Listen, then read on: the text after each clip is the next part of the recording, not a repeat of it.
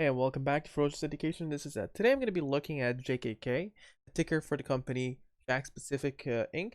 Now, they usually deal with toys and licensed toys such as ones for Disney and whatnot. So the industry they're in is okay, although there has been a bit of more transitioning away from physical toys into more of a digital world for the new generations of youth. So it's very common to see more of digital games or video games going more popular than, for instance, physical toys. So that's something you got to keep in mind. And if this stock pops, if this stock tanks, what happens? Am I going to be able to hold it for, let's say, something like a month, and chance of it going a slow recovery? That's a little bit more unlikely with an industry that is already struggling for this COVID wave or anything that happened. So today I'm going to be looking a little bit to what happened in this stock, right? So it has popped on the last day. That's a little bit higher than 114 right now, and I'll go over that in a minute. But let's look at the 1 month, 1 day period. And when we look at that here, we see that the day before it was primed to pop, right? So the momentum has dropped in a way where it was more considered into a balanced momentum. It almost went zero towards the red declining power here, and then you got your William percent R going to more off very close to 100, which basically gives a sign of a bit of a reversal. So usually the higher or the low, the very high ones or the very low ones, so around 20 or 100, or more of 80, sorry. 20 to 80 is more considered a little bit on the neutralish, but the higher it goes negative, like for instance negative 84, that's considered a high chance of reversal. So that's what happened here. But now it's more going to tend towards the higher end here, and you can see whenever it touched around this line here, it has seen a pullback the next day. Has seen a pullback the next day here. Over here it's a little bit more neutralish, so might see a little bit of a jump, but it has already run in the aftermarket quite a bit. So that's something to look at. When you're looking at 1 day, usually does not include an aftermarket, at least in this platform. Now let's look at the MACD. The MACD signals that there should have been, for instance, either a lot weaker movement than this one that we've seen here. And that's signaled properly in this scenario that something has happened here that has driven the market to more of making it this what per se a hype stock.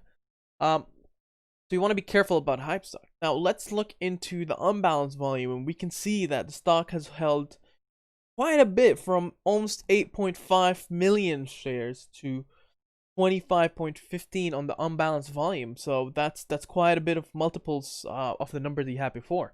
So you have a lot of bag holders. Now let's look on the volume itself. So we're comparing here something very tiny. This is around 33 times more volume that it has seen in the day and in the aftermarket, and that could be a little bit dangerous, because that means there's a lot of people that are hyping and pushing the stock, or in the terms of pumping it, and they might just exit in some way, and you don't want to be caught in tanking for a stock that when you're entering in, let's say at 144. So let's look into the 1 month, 1 hour. We can see that the stock has ran quite a bit into the aftermarket of 169. It dropped a little bit around 152, but imagine if you bought the stock around 169. Now your question is it gonna go to $2 to make a profit? Is it gonna go back to 169 to even break even? I'm in the red right now, right? So that's kind of some of the questions you want to look at. The stock has gone from around, let's say, this is a good average here, on Thursday, around 67, or let's say before Thursday, because Thursday the stock's a little bit tank, around 73. So it's trading above 100% from what I would consider like a nominal price for this week.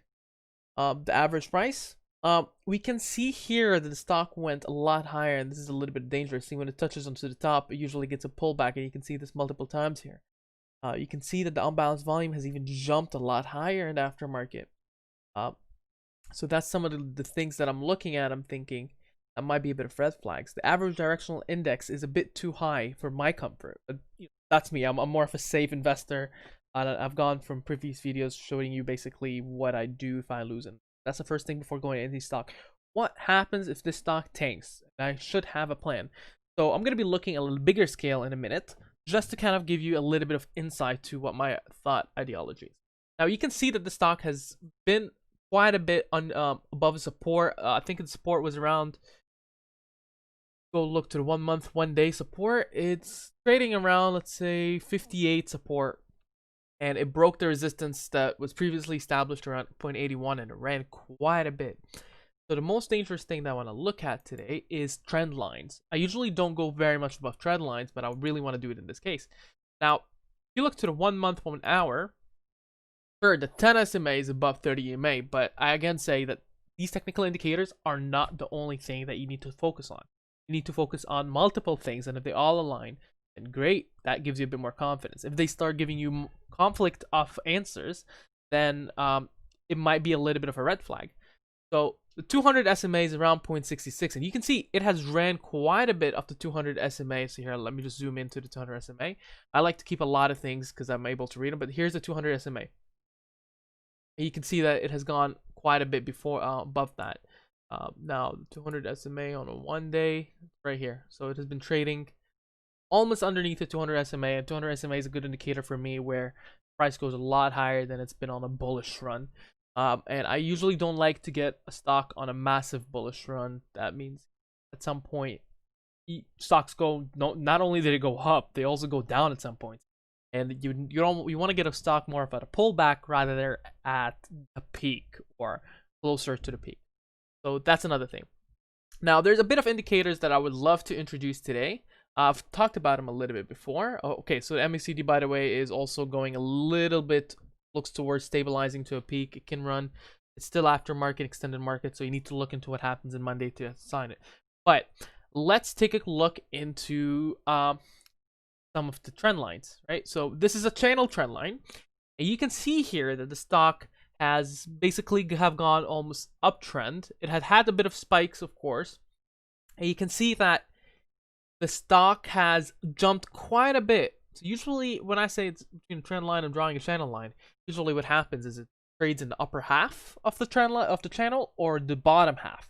You can see it's been trading in the bottom half for quite a bit, and then it's just quite jumped massively to 144. And if you go to let's say the 1 month, 1 hour period here, which we'll zoom in a little bit, you can see that it's gone quite a bit. So my expectation is that it will correct itself and follow this channel.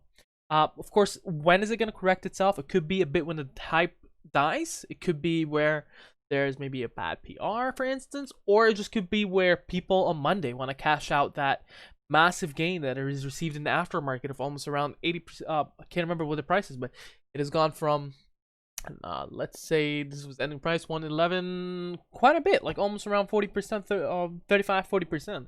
So a lot of people want to cash out and then, and grab their stocks on Monday and getting into something else. So that's a big thing, right? There's the Monday effect that some people talk about, where a lot of bag holders also sell over the weekend, right? Because that's the time where you reflect on your stocks, you're thinking about, okay, what's my next moves, and sometimes you want to get some cash. So that's an important thing to look at. So in terms of this trend line for the channel, that's a dangerous flag for me. The next one is, if I was to take onto the trend line from the top and to the bottom, right, and ignore the March dip. So this was a massive dip that has happened. From a chart technical analysis point of view, this stock was not supposed to see this pop, per se, or this massive movement, not before a few days. Maybe next week. It was primed for next week. So it has seen it prematurely. That broke this movement. So this could be seen as, okay, a good sign for early investors, but also a red flag for me, because I expected that it should have not gone there. You can see it has gone here before. Has dropped down, so that's some of my thinking. Now, when looking into a bit of the news that this company has seen, I don't see any filings. I don't see any like announcement dates that are coming in very hot. It just seems that this is one of the stocks that is riding a little bit into the GNUS sector, into the DLPN, into the kids entertainment sector that has been popping and getting a lot of hype on. Something which makes me a little bit question it. I'm around a little bit of kids around, and like for cousins and whatnot, and I find in kids usually nowadays don't play as much with toys than they did back in my days. So sectors like this that did well when I was younger, it astonishes me that people think that this is the next best big thing. It's not. It's just more of a stock, to trade, whether you're scalping or very short term. So you got to be very careful of, because this stock, mark my word, is gonna drop at some point. Another thing I want to look at is the moving average. You see how the moving average here, the stock mainly goes in between this moving average that it has the upper bound, middle bound, and the bottom bound. You can see that it's trading majority of the time in the middle, and every time it went above, it has corrected itself to get in, right? And it's gone quite a bit, but I expect it to more off end up in, I think, around the $1 region, closer to the first 2 days we're going to see, probably Monday or Tuesday, depending on the hype, of course, and the amount of pumpers there is. So that's one thing you got to be careful of. You start seeing a lot of people telling you to buy, and then that could be a bit dangerous, because if everyone buys into the stock and you don't have enough buyers, what happens? People want to sell, and when they want to sell, it takes just it's tumbling effect, right? One person's like, you know what, I'm gonna sell it at 140. I don't care. I have made around 100%. Sale goes through. Stop orders get tumbled, and just a stumbling effect. So that's a very important thing. If you were to get into this stock, my opinion is put a trailing stop limit or a stop order, for instance.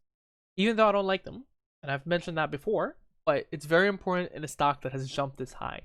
So that's a little bit of my thought. My opinion is I wouldn't touch the stock at this point. At this point, I would not touch it. If I did, maybe in around this pullback, that would have been great. Could have been a really nice price for a few days here. But from this stage, I wouldn't buy it. Not unless it tests its previous resistance, which is now to support around 76 cents or something. So that's been my review for JKK. Let me know what other stocks you want me to DD. I'm continuing to DD over the weekend. And have a wonderful day. Make sure you like, you subscribe, and you can share this video for your fellow friends and fellow stock mates that would help them. Thank you and have a wonderful day.